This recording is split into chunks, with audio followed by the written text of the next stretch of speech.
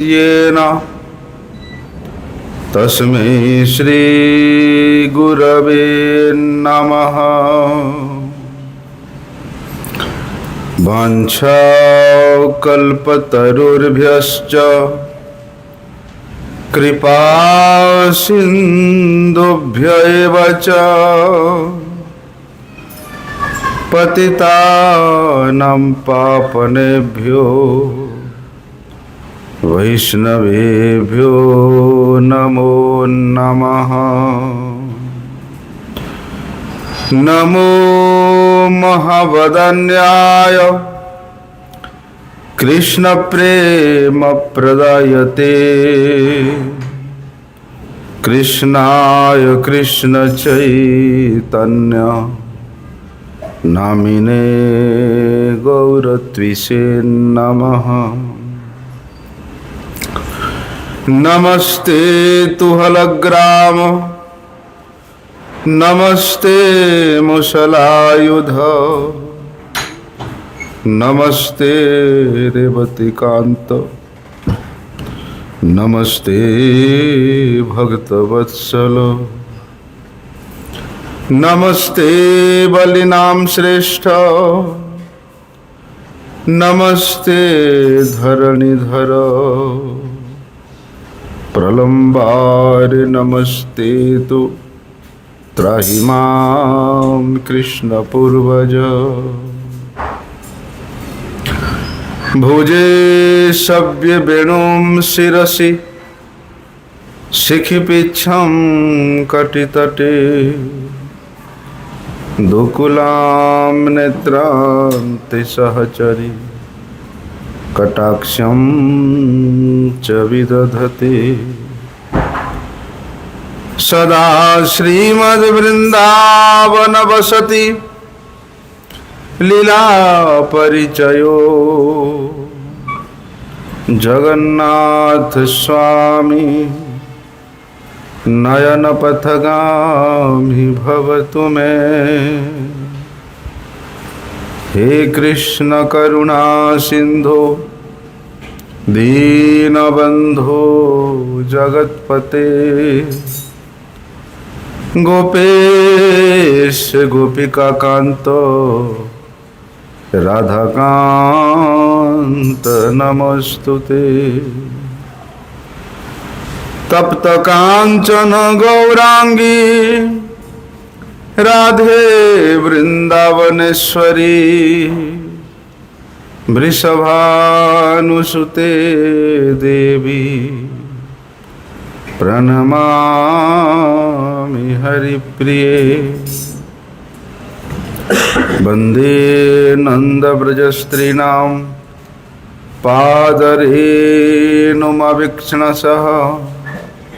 यासां हरिर्कथोद्गीतं पुनाति भुवनत्रयं भक्त्या विहीनमपराधलक्ष्यै क्षिप्ताश्च कामादितरङ्गमध्ये कृपामयी त्वां शरणं प्रपन्नं वृंदे नमस्ते चरणारविंदम।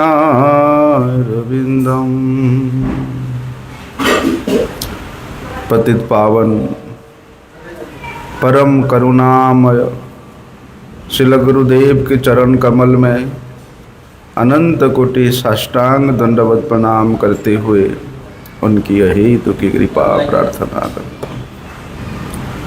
परम आराध्यतम शिक्षा गुरुपाद पद्म वैष्णव वृंद के चरण कमल में साष्टांग दंडवत प्रणाम करते हुए सबकी अहेतु की कृपा की भिक्षा करता हूँ।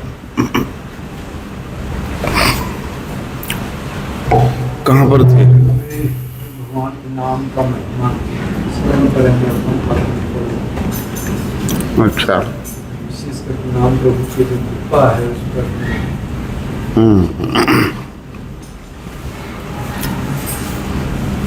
बोलते हैं सेवन मुखे ही जिह्वा दो स्वयमेव स्फुरत्यत। भगवान के नाम अप्राकृत है, चिन्मय है, अप्राकृत रस से परिपूरित है। इसलिए प्राकृत इंद्रियों के द्वारा जो इंद्रियां संसार का अनित्य सुख भोगने के लिए प्रयासरत है, चाहे वो ज्ञानेंद्रिय हो चाहे वो कर्मेंद्रिय हो, इसके द्वारा भगवान का सेवा नहीं हो सकता है। अप्राकृत वस्तु की सेवा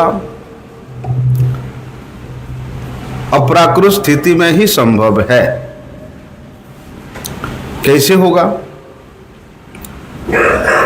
बोलते हमारे इंद्रियों की जो वृत्ति है, जिन इंद्रियों के द्वारा हम लोग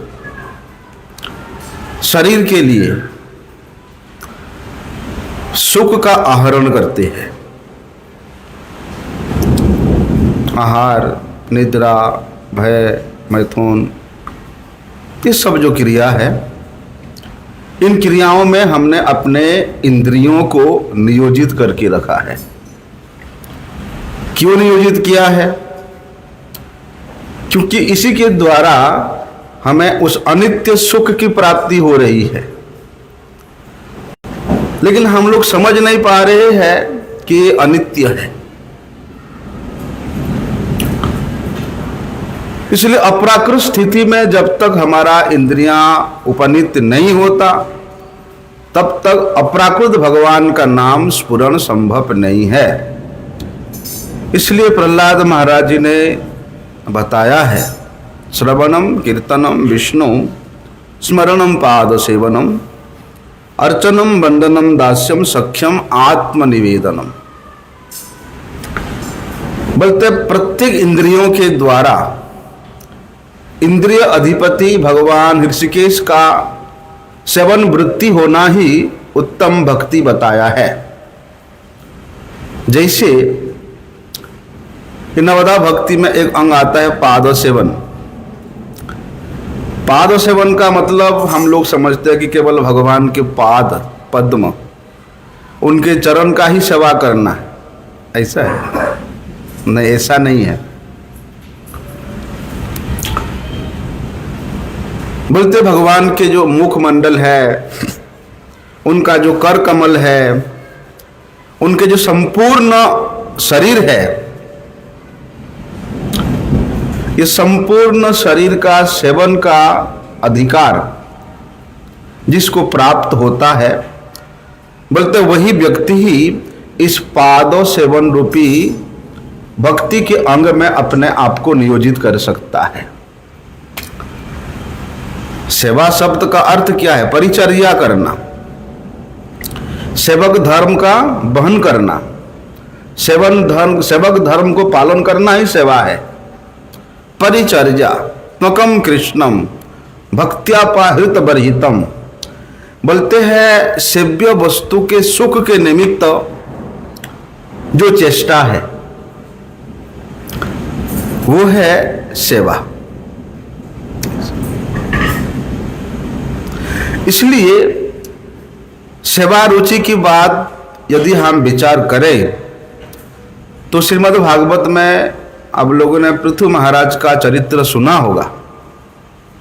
पृथु महाराज जी को भगवान याचना करते हैं कि भैया मैं तुम्हारे ऊपर प्रसन्न हूं, मांगो जो मांगना।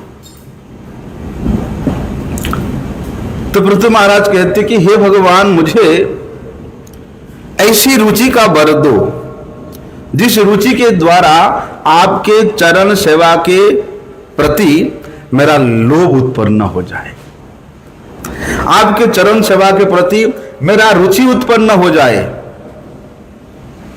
क्यों?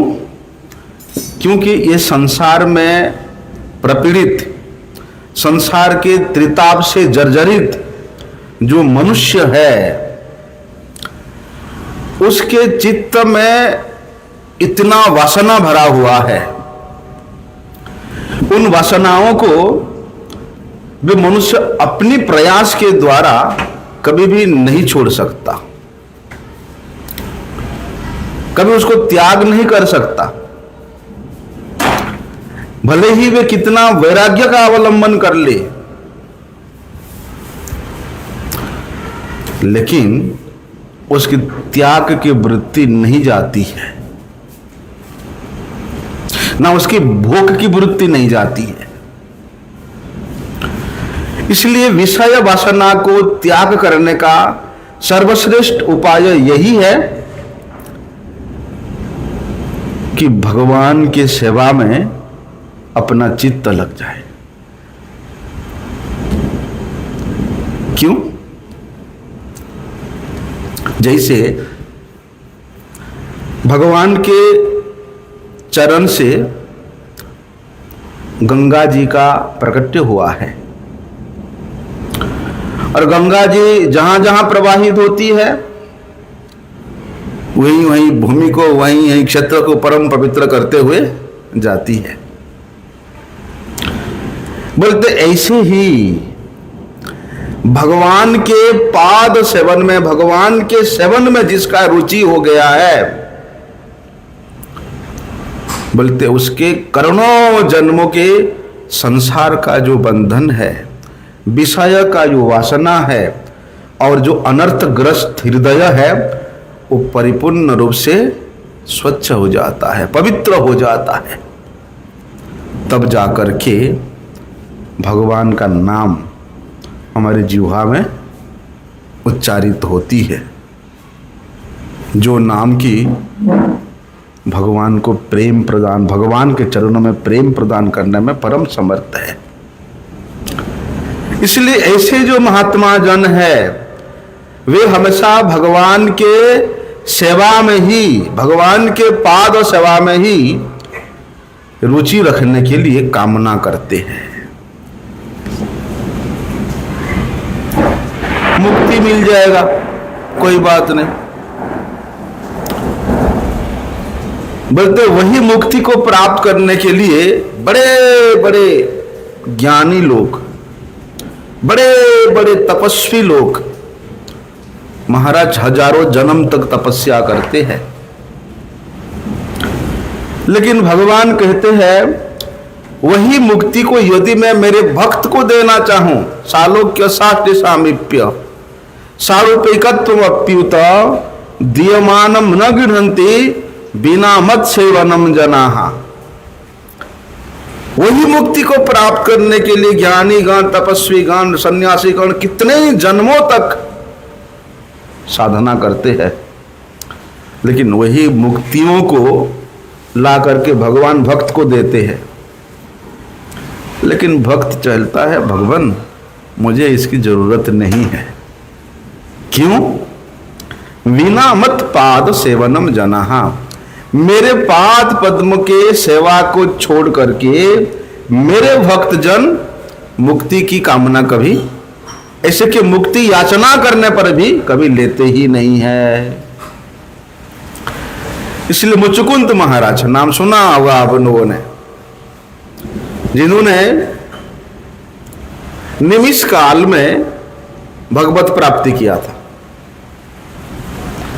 वे मुचुकुंद महाराज भगवान से कह रहे हैं कि हे नाथ, न कामये अन्यम तब पाद सेवनात् अकिंचनात् प्रार्थ्यमाद वरम विभो आराध्य कष्टम ह्यपरगदम हरे वृणीत आर्ज्यो वरम आत्मबंधनम। बता रहे हैं वहां पर कि हे भगवान, जो अकिंचन गण है, अकिंचन मतलब जिसके हृदय में, जिसके मन में कोई कामना नहीं रहा, सब कामना मिट चुका है। अकिंचन कृत्य पदासितम यह करोति भिक्षुम पथिगेह हीनम। भाई वैसे भी जो रास्ता का भिखारी होता है,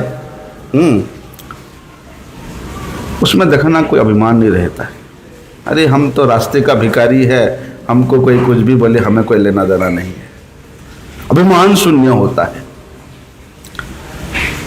बोलते इसी प्रकार जिनका सभी प्रकार के कामना समाप्त हो गया है, जिन्होंने त्याग कर दिया है, ऐसे अकिंचन जन क्या करते हैं, सतत नित्य प्रति आपके चरणों की सेवा की ही प्रार्थना करते रहते हैं। इसलिए हे नाथ, यदि आप प्रसन्न है तो वही आपके चरणों की सेवा मुझे प्राप्त हो जाए, मुझे मिल जाए, और कोई वर की आवश्यकता नहीं है। बता रहे हैं आराध्य कष्टम हिपवर्गदम हरे, कि भगवान आपका आराधना करने के बावजूद भी यदि मेरा आत्मबंधन हो कि मैं स्वर्ग की, अपवर्ग की, मुक्ति की, कैवल्य की प्रार्थना करूं, तो मेरे से बड़ा मूर्ख कौन होगा? हैं? ध्रुव जी महाराज यही बात तो कहते हैं। भले ही प्रारंभ काल में माता के निर्देश के अनुसार मैं ये राज्य सिंहासन को प्राप्त करने का आशा लेकर के आया था, लेकिन भगवान जब आप स्वयं मेरे सम्मुख विराजमान है, प्रतीयमान है, आपको प्राप्त करने के उपरांत, आपका दर्शन करने के उपरांत यदि मैं पुनः उस राज्य सिंहासन का कामना करूं, तो ये तो उस प्रकार होगा, काचम विचिन्वन, बोलते कांच हीरे को छोड़ करके मैंने कांच को ही चुना है। इसलिए भगवान नहीं चाहिए। देखो, इसलिए जो साधक होते हैं, जो उपासना करने वाले भक्त होते हैं, वे भले ही अपने बंधन की कामना करें, बंधन की प्रार्थना करें, लेकिन मुक्ति की कामना नहीं करते हैं, है ना?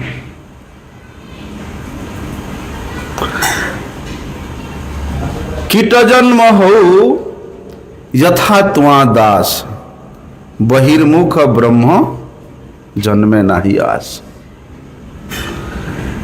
हे नाथ, अभी यदि आपका इच्छा है तो मुझे कीट योनि में भेज दो,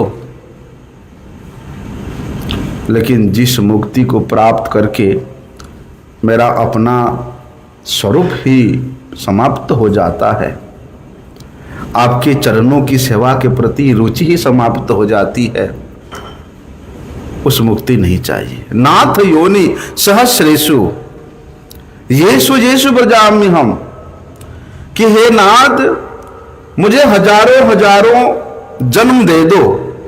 कहां?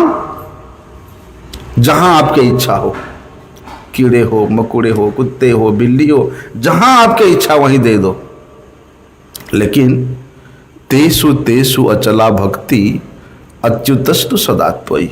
हे नाथ, आपके इच्छा से मैं कीड़े मकोड़े होने को तैयार हूं, लेकिन प्रार्थना है उस योनि में भी, उस शरीर में भी मुझे आपके भक्तों का संग मिले, आपके चरणों की भक्ति मिले, आपके चरणों की सेवन की वृत्ति मेरा हमेशा बनी रहे।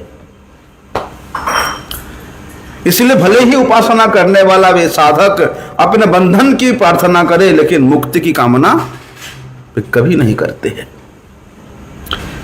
इसलिए ये जो भगवान के पाद सेवन रूपी भक्ति का अंग है, इसमें भगवान के विग्रह का दर्शन, उनके श्री विग्रह का सेवन, स्पर्श करना, मंदिर का परिक्रमा करना है। कहीं भगवान यदि यात्रा में जा रहे हैं, भगवान का रथ यात्रा निकल रहा है, डोला निकल रहा है, तो अनुव्रजा में हम भगवान के पीछे पीछे चलना है, भगवत मंदिर में जाना, भगवत धामों में जाना, बोलते ये सब के सब जो है ये पाद सेवन के अंतर्गत ही आता है। ये सब भगवत सेवन के अंतर्गत ही आता है। लेकिन क्या करें, हम लोग इतने गूढ़ तत्व को कभी जानने के लिए इच्छा प्रकाश नहीं करते हैं, पूर्ण अभिलाषा प्रकाश नहीं करते हैं। भगवत विषय में जानने के लिए अंदर से उत्कंठा हमारा अभाव रहता है। इसलिए क्या होता है, हम लोग चलो सत्संग में जाते हैं, बैठ भी जाते हैं और सुन भी लेते हैं, लेकिन किसी प्रकार का कोई प्रश्न करने को बोलोगे तो प्रश्न नहीं करेंगे। बोलते प्रश्न क्या होता है, जिज्ञासु श्रेय उत्तमम। जब तक हम लोग प्रश्न नहीं करेंगे, सत्संग में सुनी हुई वो बातें भी, पढ़ी हुई शास्त्र में पढ़ी हुई बातें भी हमें विशेष प्रभाव नहीं डालती। आज आप कोई प्रश्न करो, आपको वो प्रश्न और वो उत्तर बहुत दिनों तक तो याद रहता है। आज से 25-30 साल पहले हमने जो प्रश्न किया था पूज्यपाद परम पूज्य भक्ति विज्ञान भारती गोसाई महाराज जी के चरणों में, एक शब्द याद है, लेकिन ऐसे बहुत कथा सुने हमने, लेकिन वो कथा याद नहीं है। ऐसा क्यों?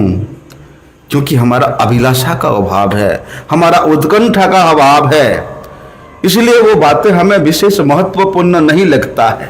साधन संबंधी जो मार्मिक बात है, जो महत्वपूर्ण बात है, वो हमारे लक्ष्य में ही नहीं आ पाता, हमारे उद्देश्य में नहीं आ पाता। इसलिए अगर वही बात आप प्रश्न कर रहे हैं और समझा जाता है तो उसको विशेष रूप से आप मन दे करके सुनोगे। होता कि नहीं? से मन दे करके सुनोगे, श्रद्धापूर्वक उसको ग्रहण किया जा सकता है। इसलिए चाहे आप सत्संग में कोई बात सुनते हो या शास्त्र में कोई बात आप पढ़ते हो, तो उसको कई बार क्या होते हैं, हम लोग उसको उपेक्षा कर देते। ठीक है, महात्मा जी ने बोला, हमने सुना, सुन लिया। यहाँ शास्त्र में पढ़ा, ऐसा लिखा है, पढ़ लिया। ऐसा जो संस्कार है प्राय अधिकांश लोग में रहता है ना। लेकिन जिस विषय के बारे में हम लोग सुने हैं, जिस विषय के बारे में हम लोग शास्त्र में पढ़े हैं, यदि उसमें उत्कंठा हो तो उस विषय में और अधिक जानने का हमें लालसा जागृत होता है। इसलिए क्या करना चाहिए, हम लोग जो कुछ पढ़ते हैं, जो कुछ सुनते हैं, उसको केवल अपने लिए मानकर उसको जीवन में उतारना चाहिए। जीवन में जब तो उसको उतारने का प्रयास नहीं करेंगे, तब तक फिर संसार के एक जागतिक कोई शिक्षा हो, कोई लकड़ी का काम करने वाला गुरु हो, कोई ईंट पत्थर काम करने वाला गुरु हो, हमारा जागतिक उस शिक्षा को जानने के लिए, प्राप्त करने के लिए मन में उत्कंठा हो, तभी सीख सकोगे। नहीं तो वही लेबर ही रहोगे सारा जीवन, मिस्त्री नहीं बन पाओगे। रोज देखता है वही लेबर उस मिस्त्री के साथ, वो कारपेंटर के साथ, वो सब रोज देखता है, लेकिन वो क्यों नहीं बन पाता? क्योंकि उसका उसमें उत्कंठा नहीं है। और ये तो महाराज पारमार्थिक शिक्षा है, पारमार्थिक विद्या है। इसमें यदि आप उत्कंठा से रहित होकर करोगे, फिर तो इसीलिए भगवान एक जगह में बताते हैं, मयि आवेश्य मनो ये मम नित्य युक्त उपासते, कि भैया मन तो हमारा वहीं लगता है जहां हमारा प्यार है, जहां प्रेम होता है।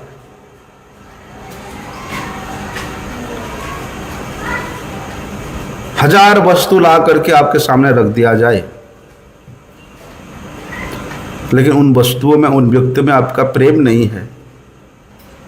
लेकिन दूर में एक व्यक्ति है जिसका फोन आया, जिसके साथ प्रेम है, इन वस्तुओं के प्रति आपका नजर ही नहीं जाएगा, कोई महत्व नहीं रहेगा। इसलिए जहां प्रेम है, मन तो भैया वहीं लगता है, और जिसमें प्रेम होता है उसका हमेशा चिंतन भी होता है। अच्छा, चिंतन करना नहीं पड़ता, चिंतन अपने आप होता है। इसलिए बोलने का मतलब है कि हम अपने आप को, स्वयं को भगवान में लगाना चाहिए, भगवान की सेवा में अपने आप को लगाना चाहिए। कैसे लगेगा, कैसे लगाएंगे? जब उनमें हम प्रेम करेंगे। अच्छा, प्रेम कहाँ होगा? जितना अपनत्व होता है, जितना निजत्व होता है, उतना ही प्रेम होता है। हम लोग तो अपने घर परिवार के लोगों को ही अपना अपना अपना मान करके प्रेम करते हैं, लेकिन उतनी परिमाण में क्या कभी हमने भगवान को अपना माना है? हैं? जितने परिमाण में अपने पत्नी को, अपने बच्चों को, अपने पिता माता को, अपने बंधु बांधव को अपना माना है, हाथ रख के बोलो, उतनी परिमाण में क्या भगवान को अपना माना है हम लोग? ठीक है, सुबह शाम मंदिर में जाना, आरती कर लेना, हम दर्शन करके आ जाना, बस मिश्री चुनरी जो भी है 2-4 फल भोग लगा देना, यहाँ तक है ना? ऐसा यदि हमारा दृढ़ उद्देश्य भगवत प्राप्ति में हो तो हमारा मन बुद्धि भगवान में लगेगा। हमारा दृढ़ उद्देश्य अपने परिवार को सुखी करने में हो तो रात दिन वो सोचता रहेगा कि कल ऐसे करूंगा, परसों ऐसे करूंगा, ये सामान लाऊंगा, ये बिजनेस करूंगा, यहां से ऐसे। होता कि नहीं होता? साधारण सी बात है। इसलिए हम लोग क्या करते हैं, अपने मन बुद्धि को वहां लगाते हैं, लेकिन हम स्वयं नहीं लगते हैं। मन बुद्धि कहां है? शरीर, शरीर का ही क्रिया है, लेकिन स्वयं का क्रिया शरीर से नहीं होता। बड़ा सूक्ष्म बात है, थोड़ा गंभीरता से सुनोगे समझ में आएगा। कई बार क्या होता है, हम अपने मन बुद्धि को भगवान में लगाने के लिए प्रयास करते हैं, अधिक से अधिक लगाने का प्रयास करते हैं, लेकिन लगता नहीं, भागता है, इधर उधर भागता है। क्यों भागता है? क्योंकि हम अपने आप को, स्वयं को नहीं लगाए हैं। स्वयं को जब तक भगवान में ना लगाए तो मन बुद्धि इधर उधर उधर भागेगा। और स्वयं को लगा के देखो, वही मन बुद्धि भगवान में लगने के लिए तल्लीन हो जाएगा।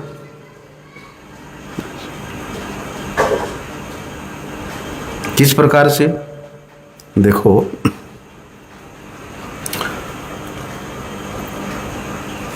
स्वयं कौन है? ये करता है, करने वाला है। और मन बुद्धि कौन है? करण है। हम स्वयं तो नहीं लगेंगे, लेकिन मन बुद्धि को लगाने का प्रयास करेंगे तो कहां से लगेगा? जब कर्ता नहीं लगेगा तो करण कहां से कर पाएगा? क्यों? कर्ता के ही तो अधीन है करण, है? इसलिए जब कर्ता भगवान का हो जाए, भगवान में लग जाए, भगवान के लिए तल्लीन हो जाए, तब तो भैया ये मन बुद्धि अपने आप स्वतः भगवान में, भगवत सेवन में, भगवत नाम जप में लग जाएगा। है बड़े उच्च कोटि की स्थिति है। इस स्थिति को प्राप्त करना केवल भगवान की कृपा से ही होता है। लेकिन क्या करते हैं हम लोग, कई बार ऐसे भूल कर बैठते हैं कि हम लोग स्वयं तो लगेंगे नहीं, लेकिन अभ्यास करेंगे। क्या करने के लिए? मन बुद्धि को लगाने के लिए। लेकिन भैया मन बुद्धि को भगवान में लगाना कठिन, बड़ा कठिन है। क्यों कठिन है? क्यों? कितने जन्मों से इस मन बुद्धि के द्वारा हम लोग अनित्य वस्तुओं के लिए प्रयास कर रहे हैं, कितने जन्मों से। तो उस अनित्य सुख, अनित्य वस्तु, अनित्य रिलेशन के लिए जो एक वृत्ति बन गया है इन मन बुद्धि का, उसको वहां से निकालना बड़ा कठिन है। इसलिए सब लोग कहते हैं ना, महाराज जी करते तो है भजन लेकिन मन लगता नहीं है, क्या करें। प्राय लोगों का ये प्रश्न होता है, नाम तो करते हैं, सेवा तो करते हैं, लेकिन मन नहीं लगता है। भैया मन बुद्धि एकाग्र होगी तब सिद्धि हो सकती है। किस प्रकार से एकाग्र? देखिए, बताया है कि अपने आप को भगवान में अर्पित करना। कैसे अर्पित हो सकता है? मैं भगवान का नित्य दास हूं और भगवान ही एकमात्र मेरा पालन करता है। जनक जननी दैत तनय प्रभु गुरुपति तुहु सर्वमय। जब इस प्रकार का स्थिति हमारे हृदय में जागरित होगा, तब जाकर के अपने आप को भगवत पाद पद्मों में परिपूर्ण रूप से अर्पण करने का सौभाग्य प्राप्त होता है। तब जाकर के हम छाती ठोक के बोल सकते हैं, अरे भगवान हमारा है, मेरा है, मैं भगवान का हूं। तब जाकर के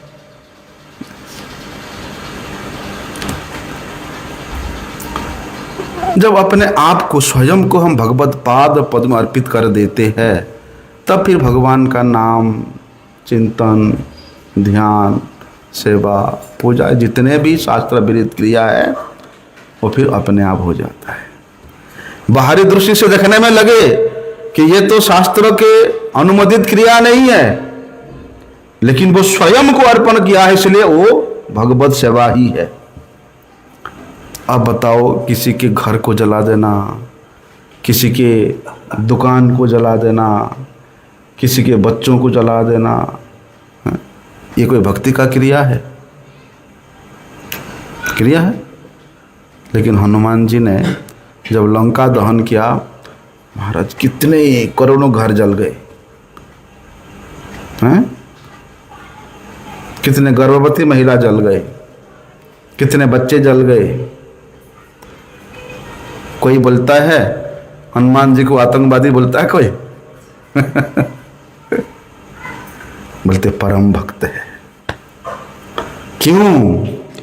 क्योंकि उन्होंने स्वयं को भगवान श्री राम के चरणों में समर्पित किया है, इसलिए उनके प्रत्येक क्रिया शास्त्र विहित है, उनके प्रत्येक आचरण भक्ति का ही क्रिया है। ऐसा देखो, हमारा ये जो शरीर है किससे बना है?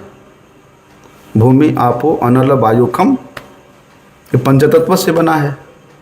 और पंचतत्व कहाँ का है? इस प्राकृत जगत का है। लेकिन जीव जो है वो परमात्मा का अंश है, जिसको आप किसी प्रकार से नष्ट नहीं कर सकते हो। आपका शरीर जिस पंचतत्व से बना है वो इस मिट्टी में मिल जाएगा, लेकिन उसके अंदर जो शरीरी है, जो जीवात्मा है, वो क्या है? न हन्यते हन्यमान शरीरी। उसको भैया ना कोई आग में जला सकता है, ना कोई वायु में सुखा सकता है, ना कोई पानी में डुबो सकता है, नहीं कर सकता है। इसलिए प्रकृति का, संसार का जो कार्य है वो इस शरीर के द्वारा, इंद्रियों के द्वारा, मन के द्वारा, बुद्धि के द्वारा। लेकिन जो व्यक्ति अपने आप को भगवान का मान लिया है कि मैं भगवान का ही एकमात्र नित्य दास हूं, वो व्यक्ति क्या करता है? ये संसार से किसी प्रकार से कोई तादात्म्य नहीं रखता, कोई अहमता ममता नहीं रखता, कोई स्नेह ममता नहीं रखता, कोई आकर्षण का कोई केंद्र नहीं रखता।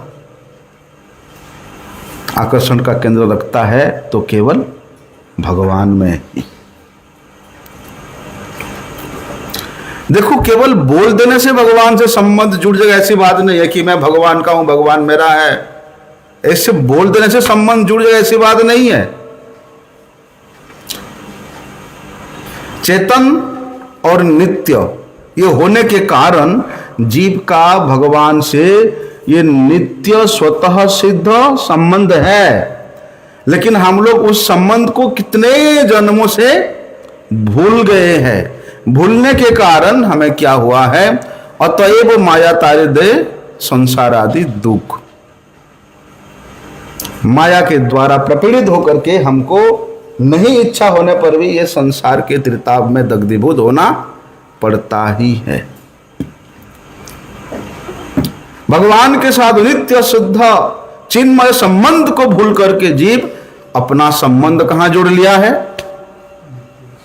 इस प्रकृति के साथ, इस संसार के साथ, संसार शरीर संबंधी व्यक्ति के साथ, वस्तु के साथ जोड़ लिया है। और उसके द्वारा जो कार्य, शरीर से जो कार्य करता है वो तो अवास्तविक है। और अवास्तविकता का, अनित्य का, प्राकृत का जो कार्य है उसका फल भी अनित्य ही होगा, उसका फल भी प्राकृत ही होगा। इसलिए जब तक इस प्रकृति के साथ हम लोग संबंध मान के बैठते हैं, संबंध है नहीं हमारा, यहां संबंध बनाया जाता है, माना जाता है। वो बोलते हैं 7 जन्म का पति पत्नी संग होता नहीं होता है, वो तो केवल फिल्मी गाना होता है।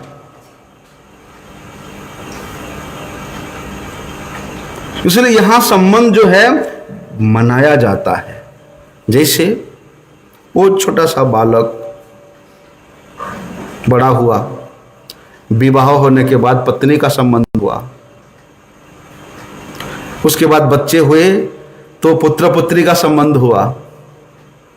ऐसे ही सब संबंध यहां समय के अंतराल में माना जाता है। यदि वो विवाह ना करे तो उसका पत्नी का संबंध ही नहीं है, संतान का संबंध ही नहीं है।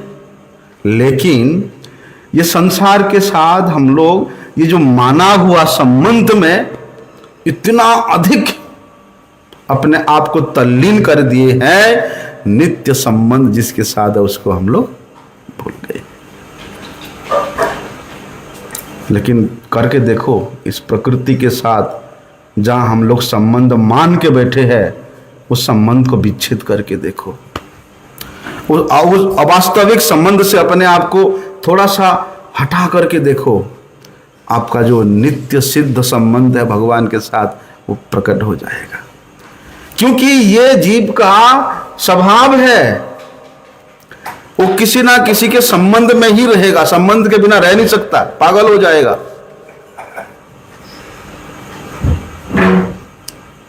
लेकिन जिसके साथ हमारा नित्य संबंध है, उस संबंध को हम लोग दूर से त्याग दे।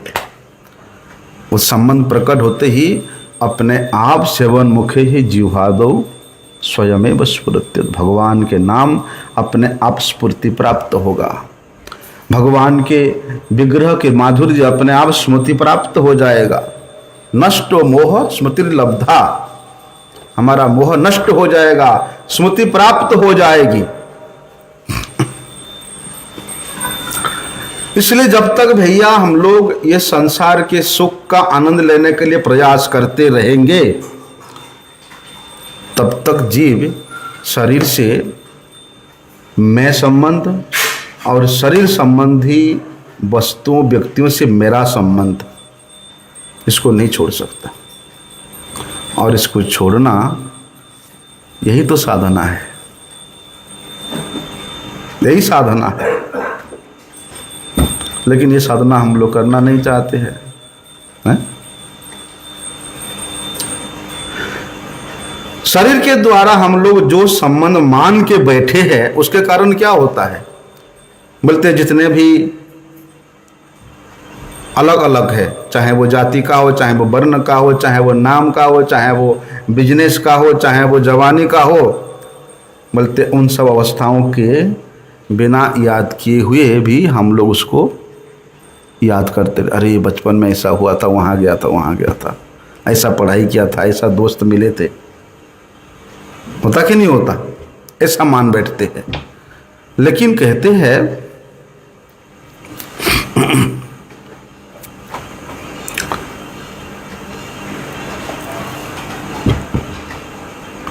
यदि भगवान के साथ हमारा वास्तविक संबंध स्मृति प्राप्त हो जाए तो महाराज फिर किसी भी अवस्था में वो भूल ही नहीं सकता भगवान को।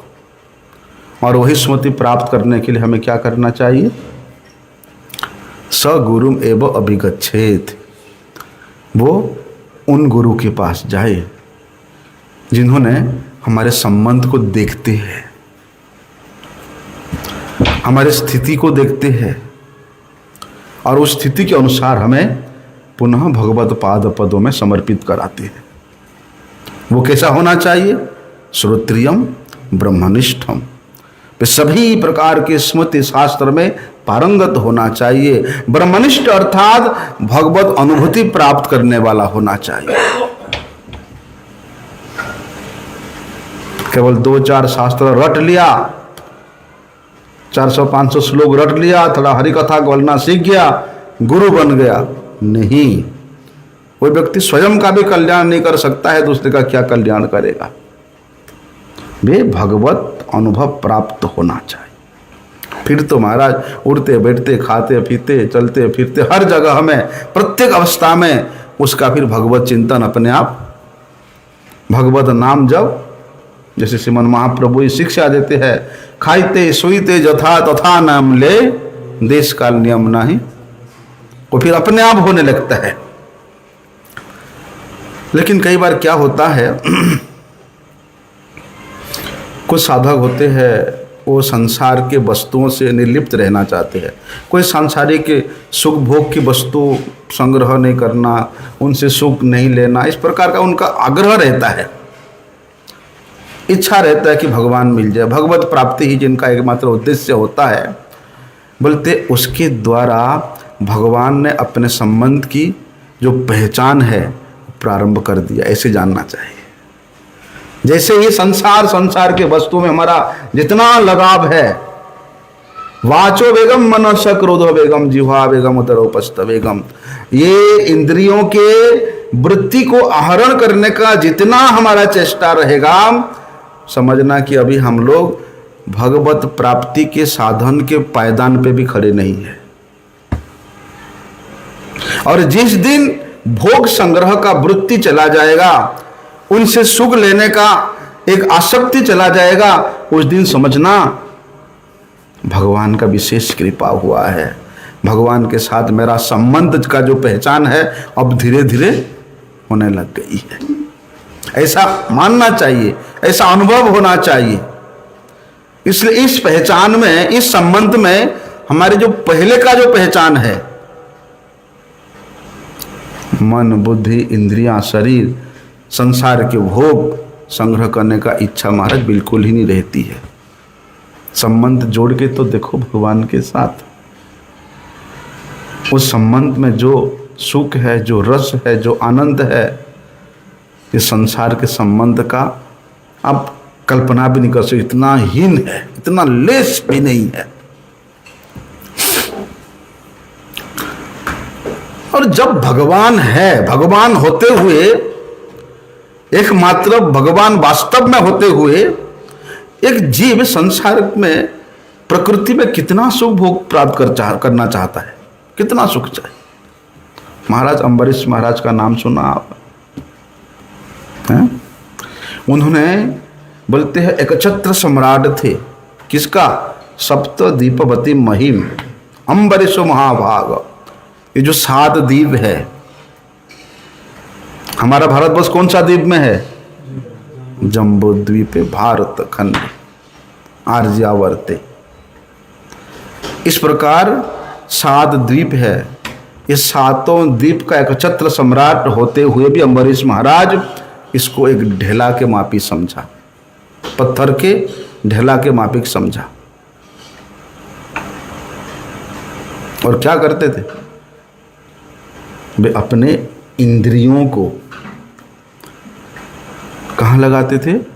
भगवान के सेवा। मनः कृष्ण पदारविंदयो रचांसि वैकुंठ गुणानुवर्णने करौर हरे मंदिर मार्जनादिशु।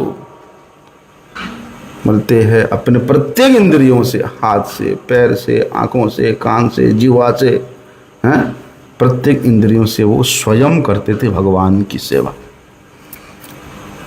क्योंकि वे जानते थे वास्तव में एकमात्र भगवान होते हुए जीव कितने अंश में, कितनी परिमाण में ये संसार से प्रकृति सुख भोग प्राप्त करना चाहता है, और जितने परिमाण में वो प्रकृति सुख भोग करना चाहता है, बोलते उतनी अंश में यदि हम लोग भगवान के साथ अपना संबंध की दृढ़ता को पकड़ लिए होते तो महाराज हमें तो भगवान मिल जाते। संसार के ये सुख भोग के लिए हम लोग जितना प्रयास करते हैं, उतना प्रयास यदि भगवान के साथ इस संबंध को और गहरा करने में लगा देते तो भगवान मिल जाते। उतने अंश में उसका प्रकृति के साथ संबंध हो जाता है, अनित्य वस्तु के संबंध हो जाता है। इसलिए क्या करना चाहिए? यदि भगवत प्राप्ति करना चाहते हो तो भैया सबसे पहले संसार से, प्रकृति से, जो अनित्य है, जो असुख है, जो दुख कर है, उससे विमुख होकर के अपने आप को केवल और केवल भगवान के चरणों के दासों के दासों के दासों के एक अति छोटा दास के रूप में अनुभव करो। भगवान का सामुख्यता अपने आप हो जाएगा। इसलिए वहाँ एक सुंदर बात बताया है, श्रद्धया परयोपेता ये में युक्त तमाम मता। श्रीमद् भगवद गीता में इस बात को भगवान बताते हैं कि साधक की श्रद्धा कहाँ होती है? जो सर्वश्रेष्ठ जिसको समझेगा उसी में श्रद्धा होना चाहिए। श्रद्धा वही होगी जिसको उसने सबसे श्रेष्ठ समझा है, नहीं तो श्रद्धा नहीं होगी। और ये श्रद्धा ही ऐसा एक चाबी है, श्रद्धा ऐसा एक चाबी है जो हमको उस भक्ति मंदिर के द्वार को खोल सकता है। ऐसा जैसे चाबी के बिना ताला खोलना असंभव है, उसी प्रकार उस भक्ति मंदिर के जो किवाड़ है उसमें जो ताला लगा हुआ है उसका चाबी है श्रद्धा। इसलिए ये श्रद्धा हम लोग कहाँ लगा रहे हैं, किस वस्तु में लगा रहे हैं, किस व्यक्ति में लगा रहे हैं, ये विचार करने वाली बात है।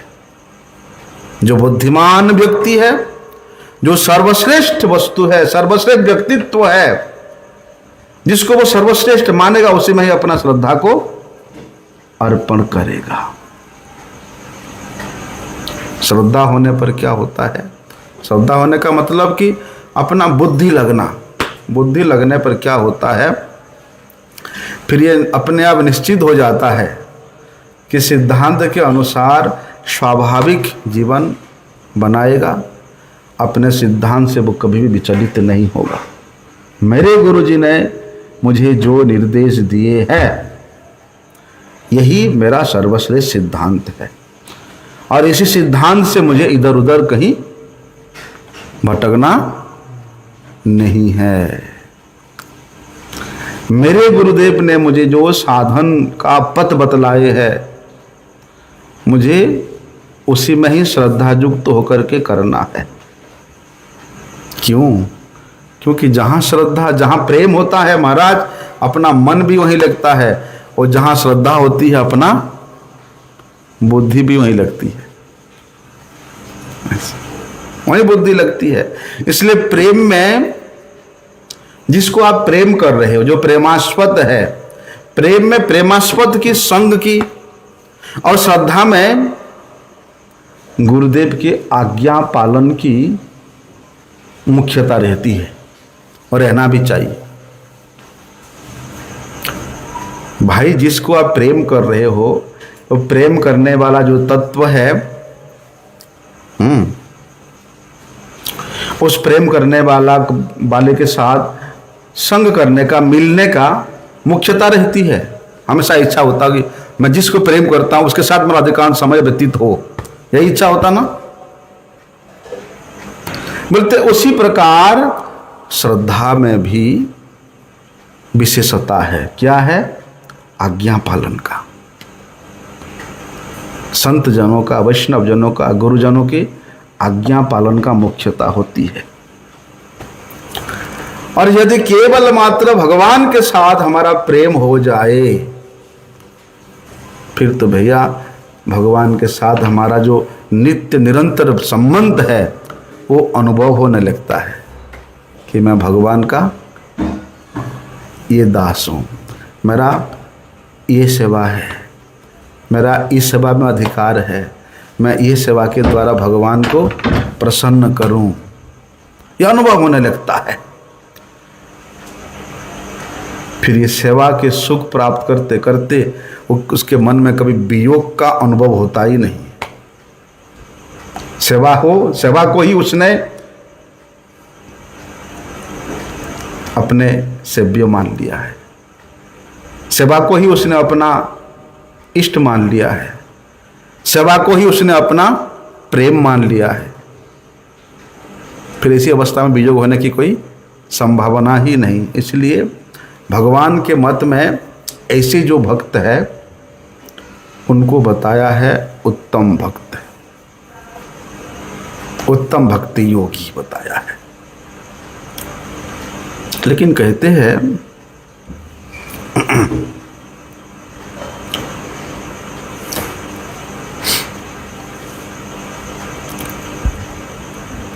जहाँ पर हम लोग ज्ञान आहरण करने की या कर्म करने की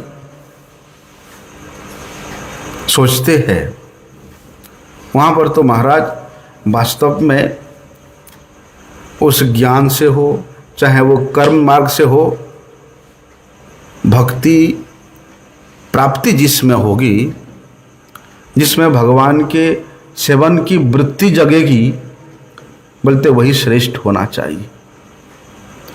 भले ही जो ज्ञान योगी है अंत में भक्त के संग के द्वारा भक्ति प्राप्त करते हैं, जैसे सुखदेव गोस्वामी ब्रह्मवादी महात्मा थे, कैवल्यवादी महात्मा थे।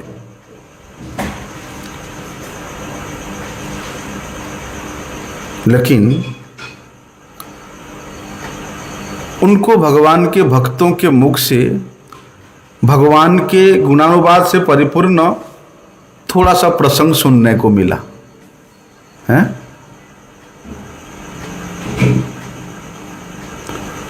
क्या होता है जब कोई किसी का पुत्र दूर देश चला गया है और बहुत साल तक 40-50 साल तक वो वहीं पर रहा, और वहीं पर उसने वहीं के पाश्चात्य देश के सुख सुविधा में इतना वो मशगूल हो गया, ये 40 साल के अंतराल में उसने इधर का सब भूल गया। लेकिन 40 साल के बाद कोई व्यक्ति उसके गांव से वहां जाता है, जा करके उससे पहचान होता है और उसको याद दिलाता है, यार तुम तो हमारे गांव के हो, तुम्हारे माता पिता अभी भी है, तुम्हारे बंधु बांधव अभी भी है। तभी उसके मन में अचानक से आएगा, अरे मुझे जाना है, मिलना है, मतलब एक उत्कंठा जागृत होगा, है ना। बोलते इसी प्रकार व्यासदेव जी के शिष्यों के मुख से भगवान के गुणानुवाद से परिपूर्ण थोड़ा सा कुछ प्रसंग सुखदेव गोस्वामी जी को सुनने को मिला। अहो बकीयम स्तन काल कुटम जिघाम सया पैदपि साध्वी लेभे धातृ चिताम गति तत्व अन्यम कम्बा चरण शरणम ब्रजेम। बरहापिडम नटवर बपुकर्ण यो कर्णिकारम बिभ्रद्वास कनकपि संभजन्त्या चमालम अनंदनान बिर्मधर सुदया पुरजन गोप वृंदे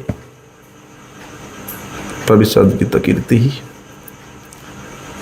भगवान के गुण, भगवान के रूप से परिपूर्ण एक एक श्लोक सुन करके अपने ब्रह्मवादित्वता को परित्याग करके खड़े हो गए। कौन सुना रहा है, कौन सुना रहा है? धावित हुए उनके पीछे पीछे। बोलते हमारे गुरु जी के पास जाएंगे तो आपको इनके विषय में, भगवान के विषय में बहुत से प्रसंग सुनने को मिलेगा। गए दोबारा। ऐसे ही भक्ति प्राप्त हो गई है। भक्ति के द्वारा भगवान के सेवन का, रस आस्वादन करने का अधिकार प्राप्त हो गया है। तो महाराज ये भक्ति योगी आरंभ से ही भक्ति में लगा होने के कारण होता है। लेकिन ज्ञान योगी, कर्म योगी, ये लोग बाद में अपनी साधना करते करते यदि भक्त वैष्णव के संग से इनका मन के वृत्ति परिवर्तन होता है तो वे भक्त बन सकते हैं, नहीं तो उसी कर्म और ज्ञान में ही चक्कर काटते रहेंगे। देखो बात ये है, कर्म और ज्ञान इस प्रकार के वस्तु है। कर्म तो नहीं बोल सकते, ज्ञान जो है आपको संसार का दूर तो कर सकता है, संसार का दुख तो दूर कर सकता है। क्योंकि जैसे संसार के प्रति, संसार के संबंध में उसका ज्ञान होता है। क्या ज्ञान होता है? कि संसार जो अनित्य है, संसार जो है दुख का कारण है, तब उसके मन में संसार के प्रति एक त्याग का भावना होने के कारण उसका दुख दूर कर सकता है। लेकिन ये दोनों में भक्ति की महिमा अधिक क्यों है?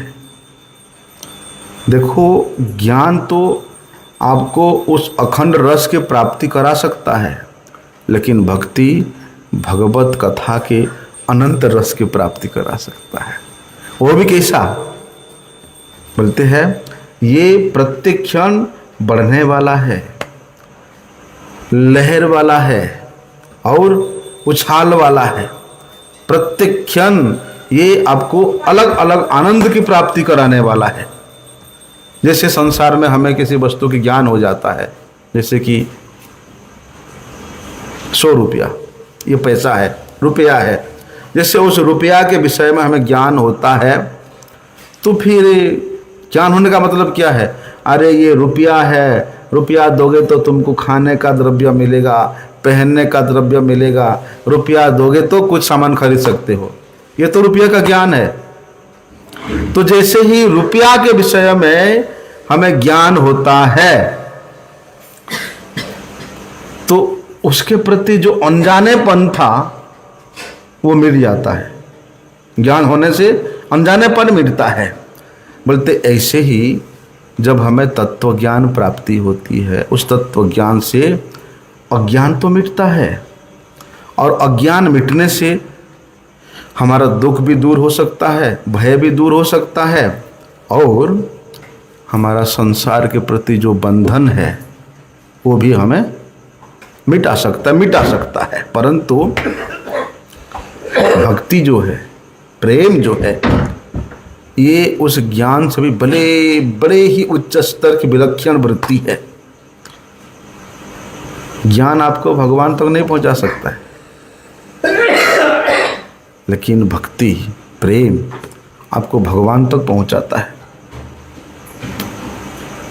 प्रेम का अनुभव करने वाला व्यक्ति के लिए, भक्ति का अनुभव करने वाला व्यक्ति के लिए अलग से ज्ञान प्राप्त करने की कोई ज़रूरत नहीं है। भक्ति प्राप्त है तो ज्ञान, वैराग्य अपने आप आ जाते हैं, वहाँ पुष्ट हो जाते हैं। इसलिए भगवान ज्ञान के भूखे नहीं है। किसके भूखे हैं? प्रेम के भूखे हैं, भाव के भूखे हैं। ज्ञान से चलो मुक्ति तो हो जाएगा, मुक्ति होने से उसको थोड़ा सा परितृप्ति मिलेगा, तृप्त हो जाता है। लेकिन महाराज प्रेम तो ऐसा है, जितना भी मिले तृप्ति नहीं मिलती। और भजन करूं, और भगवत रस का आस्वादन करूं, और भगवान को आनंद प्रदान करूं, यही तो प्रेम है। वे गोपियां नहीं चाहती अपने आप को सजाना, अपने आप को श्रृंगार करना नहीं चाहती। कोई आसक्ति नहीं है गोपियों का कि अच्छा पहनना, अच्छा सजना, अच्छा श्रृंगार करना नहीं चाहती। लेकिन जब गोपियां सुंदर सज धज करके ठाकुर की सेवा में जाती है तो कन्हैया को बड़े आनंद होता है, हैं? बड़े सुख होता है। इसीलिए वो सजती है कि हमारे ये सजावट को देख करके भगवान संतुष्ट होते हैं, प्रसन्न होते हैं, इसलिए वो सज रही है। ऐसे नहीं कि मैं सजूंगा तो मुझे अच्छा लगेगा, ऐसा नहीं। और जैसे ही गोपियों के इस श्रृंगार को देख करके भगवान उल्लसित होते हैं, तो भगवान के भी जो स्वरूप है, भगवान के भी जो सौंदर्य है, वो अनंत गुना बढ़ जाता है। और भगवान के उस अनंत गुना बढ़ा हुआ सौंदर्य के रूप को देख करके गोपियों का भी रूप और अधिक बढ़ जाता है। यही तो प्रेम का आदान प्रदान है। कभी एक दूसरे से ये कभी संतुष्ट नहीं होते हैं, उत्तर उत्तर बढ़ता रहता है। आनंद जो है ये उत्तर उत्तर बढ़ता रहता है। इसलिए प्रेम प्राप्ति करना ही साधक का, भक्त का चरम लक्ष्य होना चाहिए। और इसका एकमात्र संपादनार्थ है, वो है सेवन का वृत्ति। जब तक सेवन की वृत्ति नहीं रहेगा तब तक प्रेम प्राप्त करना असंभव है। आगे का विषय हम लोग कल सुनते। वांछा कल्पितरुभ्यश्च कृपा सिंधुभ्यैव च पतितानां पावनेभ्यो वैष्णवेभ्यो